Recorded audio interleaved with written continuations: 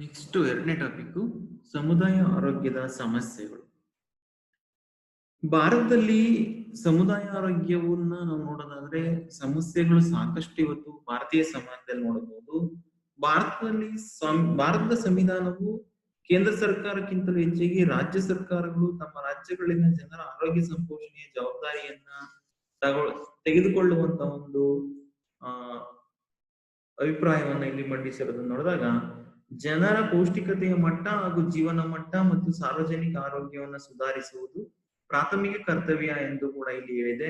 1986ರ parliamentary ಸಮಿತಿ national health ಪಾಲಿಸಿಯನ್ನ ರಾಷ್ಟ್ರೀಯ ಆರೋಗ್ಯ ನೀತಿಯನ್ನ ಜಾರಿಗೆ ತಂದು ಮತ್ತೆ 2002ರಲ್ಲಿ ಅದನ್ನ ಮತ್ತೆ ಜಾರಿ ಮಾಡಿ ಪರಿಷ್ಕರಿಸಿ ಮತ್ತೆ 2017ರಲ್ಲಿ ಪುನಃ ಅದನ್ನ ಜಾರಿ ಮಾಡಬೇಕು ಅಂತ ಇಲ್ಲಿ ಹೇಳುತ್ತೆ.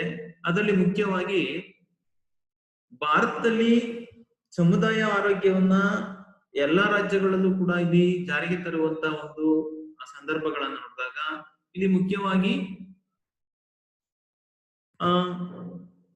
ಸಮಾನತೆ ಎಲ್ಲಾ ರಾಜ್ಯಗಳಲ್ಲೂ ಕೂಡ ಇಲ್ಲಿ ಸಮಾನ ಆರೋಗ್ಯ ಒಂದೇ ರೀತಿಯಾಗಿಲ್ಲ.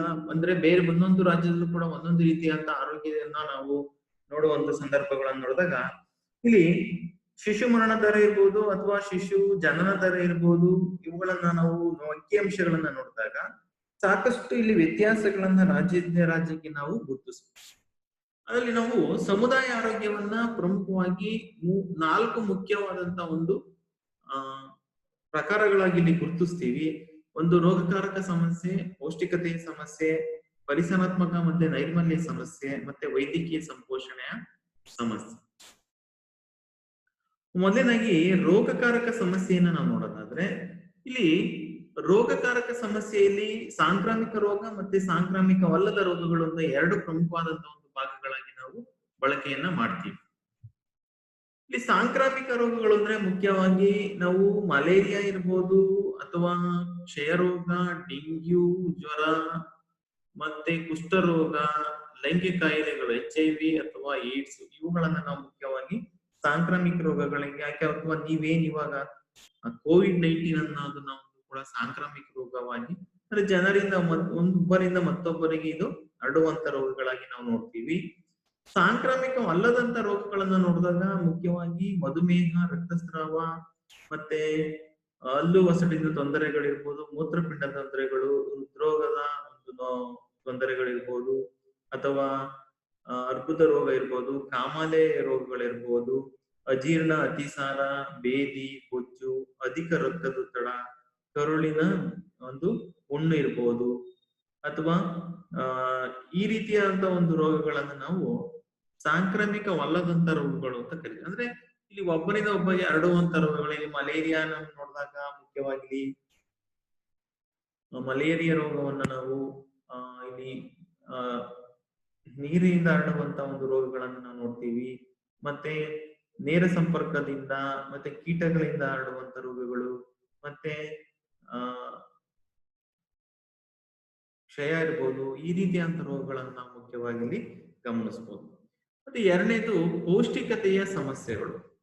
ಪ್ರಪಂಚದಲ್ಲಿ ಹೆಚ್ಚಿನ ಸಂಖ್ಯೆಯ ಮಕ್ಕಳು ಇವತ್ತು ಅಪೌಷ್ಟಿಕತೆಯಿಂದ ನರಳುತ್ತಾ ಇದ್ದಾರೆ. ಅದರಲ್ಲಿ ಭಾರತದಲ್ಲೂ ಕೂಡ ಈ ಒಂದು ಅಂದಾಜನ್ನ ನೋಡಿದಾಗ ತೂಕ ರಹಿತ ಮಕ್ಕಳ ಸಂಖ್ಯೆ ಹೆಚ್ಚಾಗಿ ಕಂಡುಬರೋದನ್ನು ಕೂಡ ನಾವು ನೋಡ್ತೀವಿ. ಅದರಿಂದ ಪೌಷ್ಟಿಕತೆ, ಅಂಧತ್ವ, ಅಯೋಡಿನ್ ಕೊರತೆ, ಕಡಿಮೆ ತೂಕದ ಮಕ್ಕಳು, ಇವೆಲ್ಲವನ್ನು ಕೂಡ ನಾವು ಪೌಷ್ಟಿಕತೆಯ ಸಮಸ್ಯೆಯಿಂದ ನಾವು ಈ ಸಮಸ್ಯೆಗಳನ್ನು ಎದುರಿಸ್ತಾ ಇದ್ದೀವಿ. ಭಾರತದಲ್ಲಿ 1/3 ಭಾಗದಷ್ಟು ಮಹಿಳೆಯರು ಭಾರರಹಿತ ಅಥವಾ ಅರ್ಧದಷ್ಟು ವಿವಾಹಿತ ಮಹಿಳೆಯರು ರಕ್ತಹೀನತೆಯಿಂದ ಬಳಲುತ್ತಿದ್ದಾರೆ. 30% ಮಕ್ಕಳು ತೂಕ ರಹಿತರಾಗಿದ್ದಾರೆ. 5 ವರ್ಷದೊಳಗಿನ ಮಕ್ಕಳು 44% ತೂಕ ರಹಿತ ಮತ್ತು 48% ಮಕ್ಕಳು ಅಪೌಷ್ಟಿಕತೆಯಿಂದ ಬಳಲುತ್ತಿದ್ದಾರೆ ಅಂತ ಕೂಡ ಇಲ್ಲಿ ಅಂಕಿಅಂಶಗಳಿದೆ. ಜಾಗತಿಕ ಮಟ್ಟದಲ್ಲಿ 30% ಮಕ್ಕಳು ಅಪೌಷ್ಟಿಕತೆಯಿಂದ ಸಾವನ್ನಪ್ಪುತ್ತಿದ್ದಾರೆ ಅಂತ ಕೂಡ ನಾವಿಲ್ಲಿ ಹೇಳ್ಬೋದು.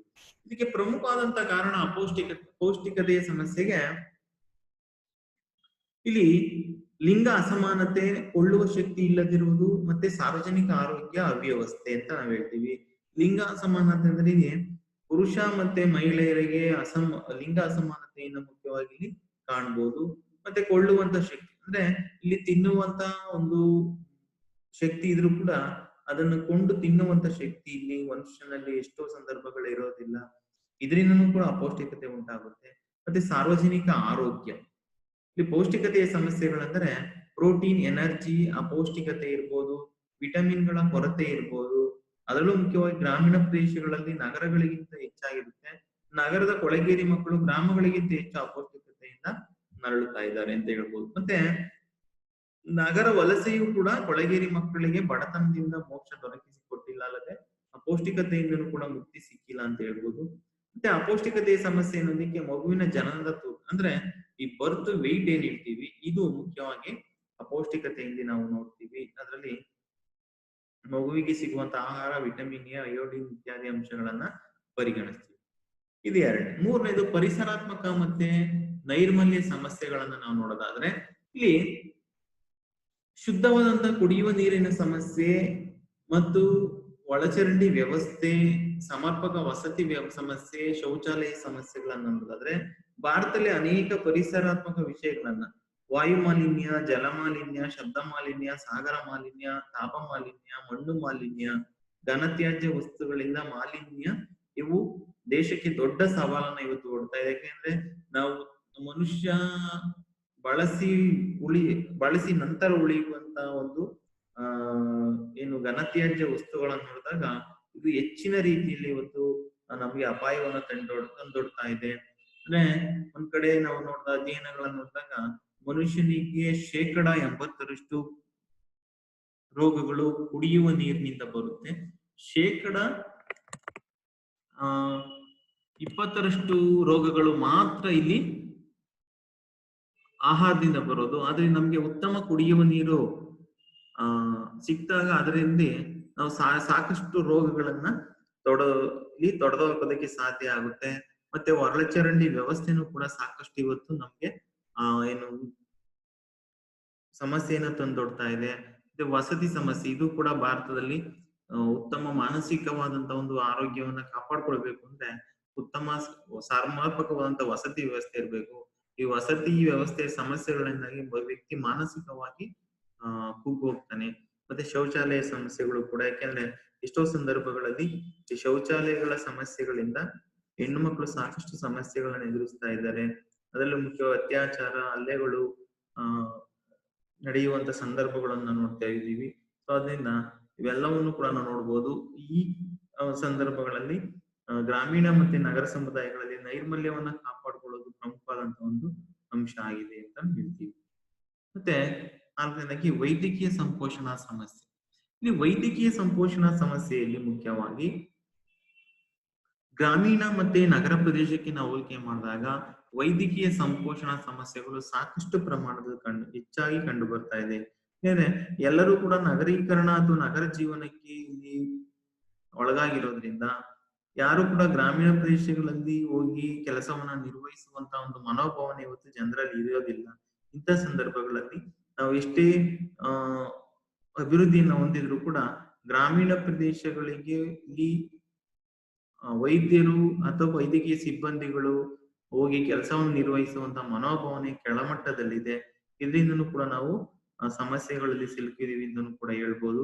ಮತ್ತೆ ಆಸ್ಪತ್ರೆಗಳಿರ್ಬೋದು, ನಿಮ್ಗೆ ಔಷಧಿಗಳಿರ್ಬೋದು ಅಥವಾ ವೈದ್ಯಕೀಯ ಸಿಬ್ಬಂದಿಗಳಿರ್ಬೋದು, ಇದೆಲ್ಲದನ್ನು ಕೂಡ ನಾವು ಸಮಸ್ಯೆಗಳನ್ನ ಇವತ್ತು ಎದುರಿಸ್ತಾ ಇದ್ದೀವಿ ಅಂತ ಇಲ್ಲಿ ಹೇಳ್ಬೋದು. ಆದ್ರಿಂದ ಇಲ್ಲಿ ನಗರ ಸಮುದಾಯದ ಅನಾರೋಗ್ಯತೆ ಅಥವಾ ವೈದ್ಯಕೀಯ ಸಂಪೋಷಣಾ ಸಮಸ್ಯೆಗಳು ಕೂಡ ಇಲ್ಲಿ ಪ್ರಮುಖವಾದಂತ ಒಂದು ಪಾತ್ರ, ಅಂದ್ರೆ ಸಮುದಾಯ ಆರೋಗ್ಯವನ್ನ ಕಾಪಾಡುವಂತ ನಿಟ್ಟಿನಲ್ಲಿ ಪ್ರಮುಖವಾದಂತ ಒಂದು ಪಾತ್ರವನ್ನು ನಿರ್ವಹಿಸುತ್ತೆ ಅಂತ ನಾವು ಹೇಳ್ಬೋದು.